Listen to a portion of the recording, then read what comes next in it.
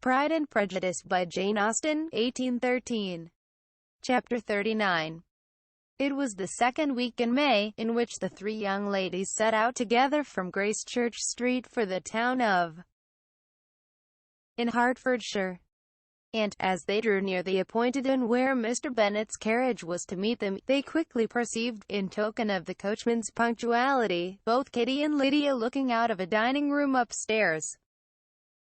These two girls had been above an hour in the place, happily employed in visiting an opposite milliner, watching the sentinel on guard, and dressing a salad and cucumber. After welcoming their sisters, they triumphantly displayed a table set out with such cold meat as an inn larder usually affords, exclaiming, "Is not this nice? Is not this an agreeable surprise? And we mean to treat you all," added Lydia, "but you must lend us the money, for we have just spent ours at the shop out there." Then, showing her purchases, "Look here, I have bought this bonnet.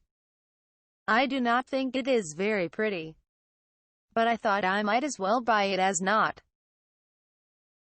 I shall pull it to pieces as soon as I get home, and see if I can make it up any better." And when her sisters abused it as ugly, she added, with perfect unconcern, "Oh, but there were 2 or 3 much uglier in the shop. And when I have bought some prettier colored satin to trim it with fresh, I think it will be very tolerable. Besides, it will not much signify what one wears this summer, after the Shire have left Meryton, and they are going in a fortnight." "Are they indeed?" cried Elizabeth with the greatest satisfaction. "They are going to be encamped near Brighton. And I do so want Papa to take us all there for the summer. It would be such a delicious scheme. And I dare say would hardly cost anything at all. Mamma would like to go too, of all things. Only think what a miserable summer else we shall have." "Yes," thought Elizabeth, "that would be a delightful scheme indeed, and completely due for us at once. Good heaven! Brighton, and a whole camp full of soldiers, to us, who have been overset already by one poor regiment of militia, and the monthly balls of Meryton." "Now I have got some news for you," said Lydia, as they sat down at table. "What do you think?" "It is excellent news. Capital news. And about a certain person we all like." Jane and Elizabeth looked at each other, and the waiter was told he need not stay. Lydia laughed, and said, "Aye, that is just like your formality and discretion. You thought the waiter must not hear, as if he cared.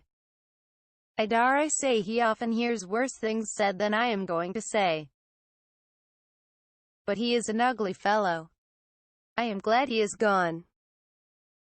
I never saw such a long chin in my life. Well, but now for my news. It is about dear Wickham. Too good for the waiter, is it not? There is no danger of Wickham's marrying Mary King. There's for you. She is gone down to her uncle at Liverpool. Gone to stay. Wickham is safe." "And Mary King is safe," added Elizabeth. "Safe from a connection imprudent as to fortune.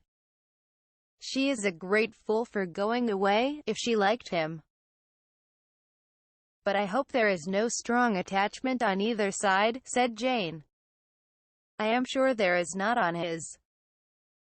I will answer for it, he never cared 3 straws about her. Who could about such a nasty little freckled thing?"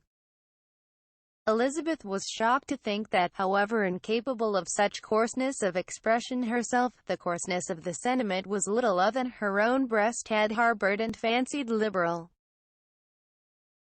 As soon as all had ate, and the elder ones paid, the carriage was ordered. And after some contrivance, the whole party, with all their boxes, work-bags, and parcels, and the unwelcome addition of Kitty's and Lydia's purchases, were seated in it. "How nicely we are all crammed in," cried Lydia. I am glad I bought my bonnet, if it is only for the fun of having another bandbox. Well, now let us be quite comfortable and snug, and talk and laugh all the way home. And in the first place, let us hear what has happened to you all since you went away. Have you seen any pleasant men? Have you had any flirting? I was in great hopes that one of you would have got a husband before you came back. Jane will be quite an old maid soon, I declare. She is almost 23. Lord, how ashamed I should be of not being married before 23.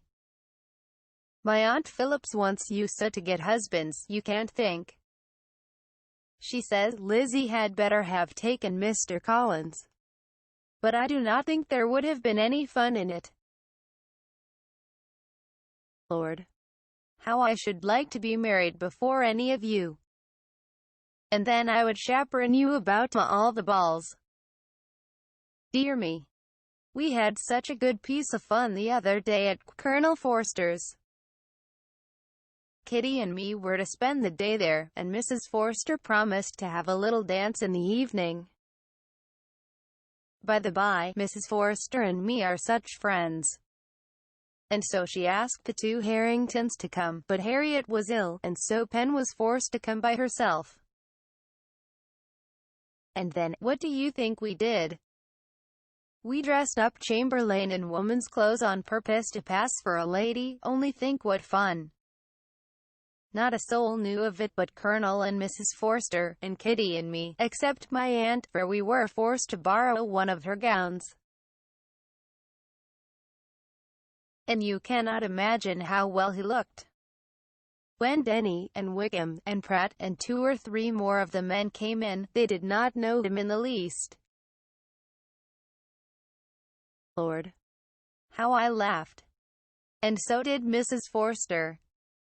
I thought I should have died. And that made the men suspect something, and then they soon found out what was the matter. With such kinds of histories of their parties and good jokes, did Lydia, assisted by Kitty's hints and additions, endeavor to amuse her companions all the way to Longbourn. Elizabeth listened as little as she could, but there was no escaping the frequent mention of Wickham's name. Their reception at home was most kind. Mrs. Bennet rejoiced to see Jane in undiminished beauty.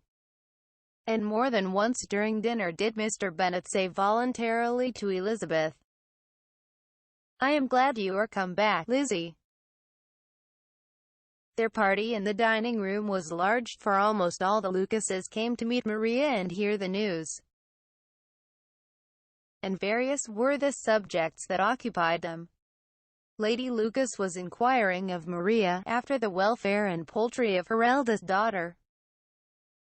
Mrs. Bennet was doubly engaged, on one hand collecting an account of the present fashions from Jane, who sat some way below her, and, on the other, retailing them all to the younger Lucases. And Lydia, in a voice rather louder than any other person's, was enumerating the various pleasures of the morning to anybody who would hear her. "Oh, Marie," said she, "I wish you had gone with us, for we had such fun. As we went along, Kitty and I drew up the blinds, and pretended there was nobody in the coach. And I should have gone so all the way, if Kitty had not been sick. And when we got to the George, I do think we behaved very handsomely, for we treated the other 3 with the nicest cold luncheon in the world, and if you would have gone, we would have treated you too. And then when we came away it was such fun. I thought we never should have got into the coach. I was ready to die of laughter. And then we were so merry all the way home. We talked and laughed so loud that anybody might have heard us 10 miles off." To this Mary very gravely replied, "Far be it from me, my dear sister, to depreciate such pleasures. They would doubtless be congenial with the generality of female minds. but I confess they would have no charms for me. I should infinitely prefer a book. But of this answer Lydia heard not a word. She seldom listened to anybody for more than half a minute, and never attended to Mary at all. In the afternoon Lydia was urgent with the rest of the girls to walk to Meriden, and to see how everybody went on. But Elizabeth steadily opposed the scheme. It should not be said that the Miss Bennets could not be at home half a day before they were in pursuit of the officers. There was another reason too for her opposition. She dreaded seeing Mr. Wickham again, and was resolved to avoid it as long as possible.